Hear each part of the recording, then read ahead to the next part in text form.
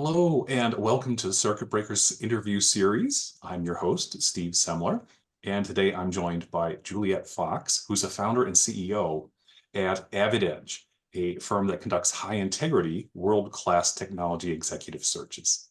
Juliet, thank you so much for being here and joining us. Would you like to kick us off with a little bit of background about yourself and what you do? Sure. Thanks for the intro. And I'm going to do a short intro for me, but we do at AvidEdge do senior recruiting for only in retained search. We only work in the high level technology positions. We're very focused on the technology community, we think. And I think you'll agree that technology leadership positions are complicated. There's a lot of pressure on technology leaders. No offense to all my friends in finance, but it's not as complicated, and we're asking a lot from tech leaders. So we want to create community and understanding by organizations for when they bring in someone new and what that really means and how you can get the best out of each other.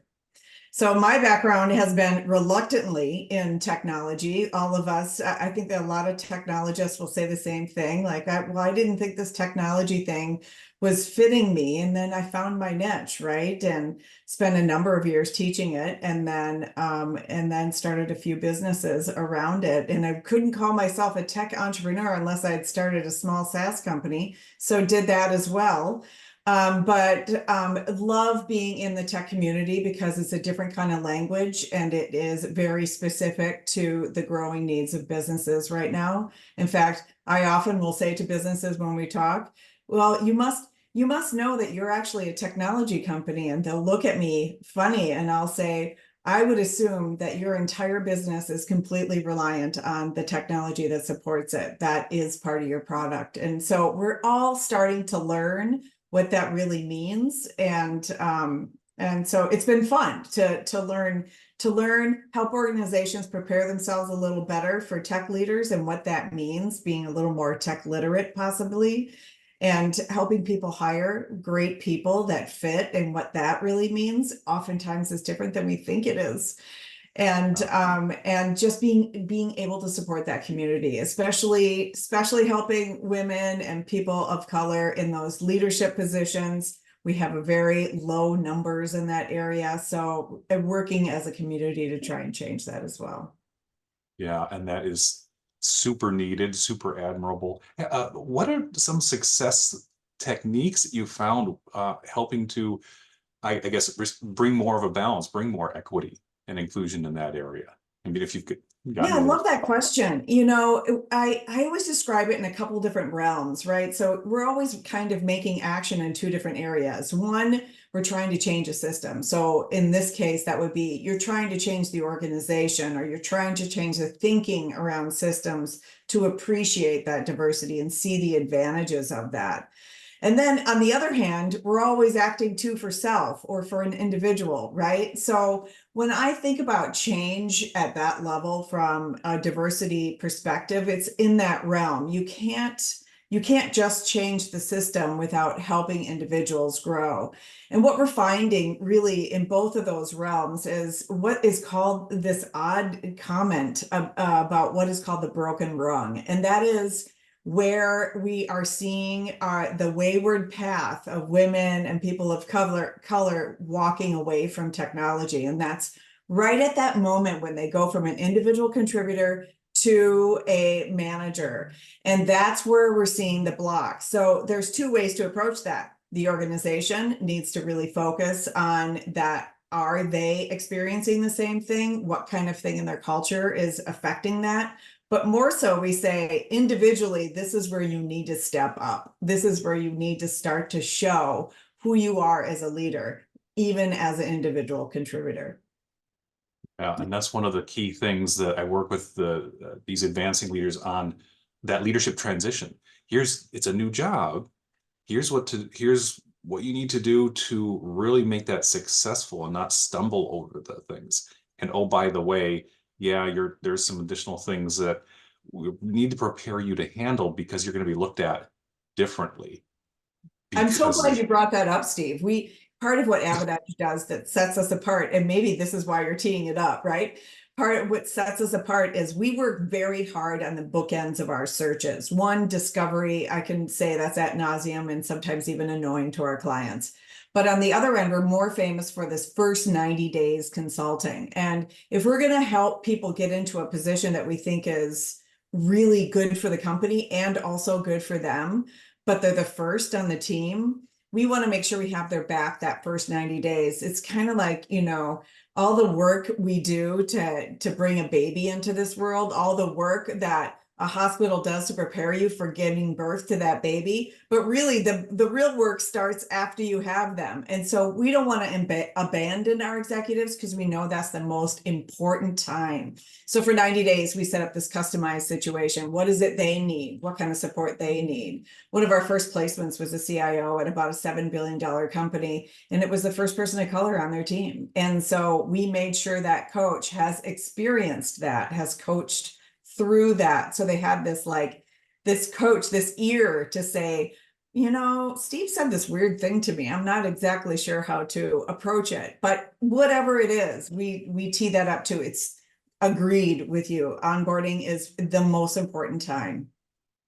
Yeah, Mhm. it makes such a difference with how the person's able to kind of come across to others and start building their network and make the internal connections and still have the people from from previous organizations and background to Mhm. be able to, again, like your coaches, have their back and give them Exactly. that. Exactly. You need someone in your team, on your team, right? That you can be very open with so you can get through those maybe misconceptions or surprises when you start, in order to work through them at a level that makes you more effective and not so much that holds you back or makes you think, oh, what did I do here joining this company? Right. Yeah. Well, how did you get started with this, into the whole recruiting and decide to start your business going Yeah, off on your own? I'm glad you asked that. I have been working in the technology field in weird and wild ways across my entire career.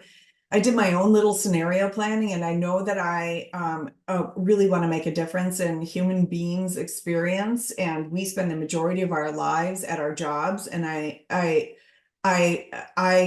don't think there's a lot of them here in the Twin Cities that treat their candidates as a transaction, but there are a lot.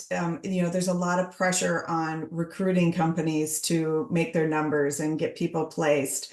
And sometimes that isn't super thoughtful. And I thought, well, what do I want to do for my last 10, 15 years in working? And I said to myself, I really want to do this process in a way that I know makes it stick and makes a difference. And I want it to be in technology because I feel like that is the catalyst for change in our economy, and in individuals, and we want to be able to support them. So I come from a tech background. I can speak the language, well, at least I used to be able to, but I more care about the human tech experience. And so if I can make any difference in creating people staying at a company and making a difference in a way that wouldn't have had done before and how they feel about making that difference, then I've been successful.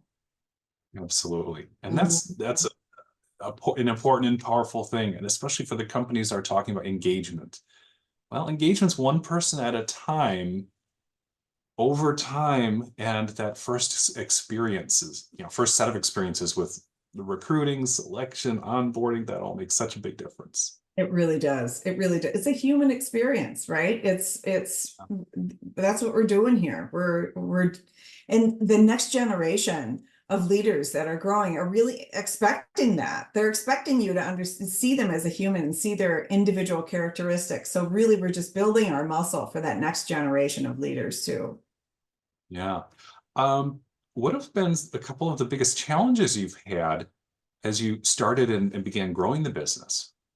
You know, it's so funny you ask. It's like being an entrepreneur in any business having to do with technology, you have to be constantly re-looking at yourself from the big picture. And, you know, in this field, I guess one of my surprises was that I dreamed up this like idealistic business, and I thought, well, is anybody going to want to work with us?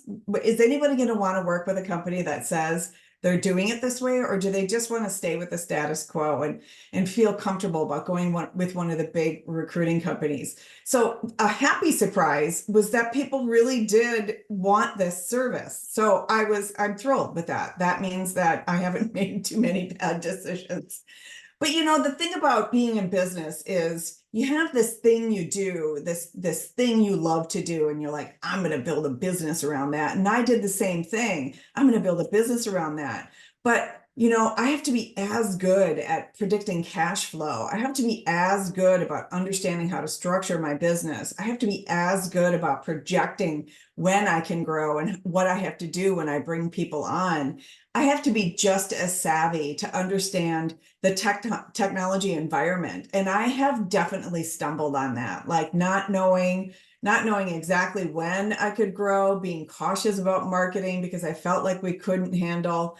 So there has been a couple of skinned knees, I would say, in just the business side of things, right? Like one of the things that I feel like I'm not alone in experiencing is marketing, right? Like where am I marketing? And I look at my colleagues and I see what they're doing, and it's exciting, but it doesn't fit me and what I do. And then I go to a marketing person and I say, can you help me? And they want to help me, but I'm realizing I need my voice in this. I need to say who I am and have them use their professional thought about how to best distribute that. And even if it matches with my perfect clientele.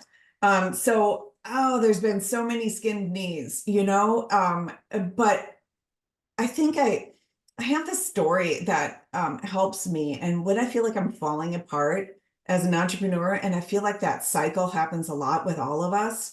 I have this like polliwog story. A polliwog is that in-between stage of a frog, right? Mhm. And it's like when you're a tadpole, you learn all the things to survive. You can breathe and you can swim and you can do all those things. And you know your ultimate goal is to grow into a frog. But in the meantime, you have to become a polliwog, which none of the things that you ever did are going to work at this stage. You can't breathe water. You can't swim like a fish anymore, but you're not yet a frog. So it feels like everything is out of whack. All your decisions are wrong. You don't know what decision to make. You're not quite where you need to be. So you can't make those decisions. And you're also not a tadpole anymore. And I feel like that really describes entrepreneurism in the nth degree. And it's that we're constantly in a state of change. We're constantly finding ourselves back in a polliwog stage. And I think if I really wear that and understand that this is just getting me to where I want to go. Yeah, sure. I may have run out of cash. I may have mispaid for marketing. Should have probably gotten a virtual assistant a long time ago. All those things I should have maybe done. But what happens when I'm uncomfortable in that situation is it gets me focused on continuing to grow where I want and knowing that this is temporary. It's not all falling apart. It's coming together where it will be successful. So if I can keep my mindset, and I think a lot of entrepreneurs, if we can keep our mindset on change is super uncomfortable in your small business. You're changing so fast. And especially with technology, as soon as you embrace one thing, you got to be ready to re-embrace something else, the same thing in a year. That we just need to understand the change process and that it's very uncomfortable. And don't quit because it's very uncomfortable and you're still getting there. Yeah. Yeah, absolutely. And that's one of the things I help folks with, with my positive intelligence coaching is specifically around the mindset. Yeah. And recognizing that the survival part of your brain is going to have self-sabotaging stuff in there. How do you recognize it so that when it happens, you can stop it and then convert over to the positive region of the brain and just be able to tap into that empathy, that creativity, that curiosity, that sense of purpose I and love that, action. Steve. Do you think that's a muscle you work? Like Pretty much. the more you Yeah. shift that to the positive, the easier it gets. Is that what you find? Absolutely. I mean, and the research coming from like the psychology and sports psychology even, and CBT therapy, cognitive behavioral therapy, and then the neuroscience of what regions of the brain are activating, what are they doing? That's what kind of led me into this path Mhm. for that particular stuff. So it's very analogous to physical muscles. There's a saboteur intercept muscle that grows stronger the more you use it and the more you recognize it. There's a self-command muscle that once you have that recognition, how can you focus your attention away from that, let that activation fade, get over to the positive side, where you can use the sage, basically, for lack of a better word, muscle, and unlock those positive creative powers. I love that because you explain it in a way that is not so woo-woo, because a lot of people think, Yeah. oh, that positive thinking is so woo-woo, but this is scientifically based. I love that. I love the way you explain it. It's one of the things that I've really appreciated is that, I'm coming at it from a technical side of things. There is such a thing as corrosive or toxic positivity. You have to avoid that. Just stick with what the research is suggesting actually works and people's experiences with it too. Yeah. Yeah, I love that. That's good. Thank you. As you've been growing the business, um, and especially in the tech sector, people have misconceptions often about what a tech business is. And you kind of alluded to that already. How have you handled explaining and helping people understand, here's what a tech business is and what goes into it, and Mhm. addressing those misconceptions? Mhm. That's really interesting. It really depends on who you're talking to and what the problem is. But a lot of times, if we have an idea, if you're a non-tech entrepreneur, but their product is a tech piece, Yeah.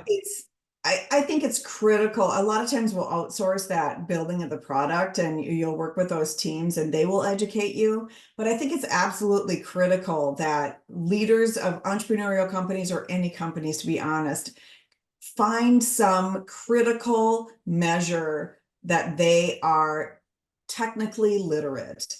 And what I mean by that is, you have to be able to sit down with your technology lead, your product lead, your people making it happen and talk in their language. Be able to ask them questions and co-create with them on a technical level. And too many times I'm seeing, because so much of a company is technical now, companies are technology companies. A lot of companies have to recognize much of their product is technology, even if it's a widget you're creating in a manufacturing environment. And so it's so important to understand that, just like it is, it's easy for us CEOs to say, to sit down with our controller or our CFO and say, let's look over the P&L. Where can we cut? Where can we build? What did it look like last year? How can we expect this year? I'd like to see a lot more non-tech leaders in companies really be able to embrace that detail. And not that they have to sit down and code, but be able to really engage in a conversation and in a collaboration with your technology leaders. So you understand the pain points before they happen. You know what that investment really means in technology. If a lot of times a tech leader will report to the CFO, and poor technology is just saw as an expense, right? They're not seen as, if we invest now, this in a year will be half the cost. But to a CFO, that seems a bit of a risky situation, right? Yeah. Yeah. Mhm.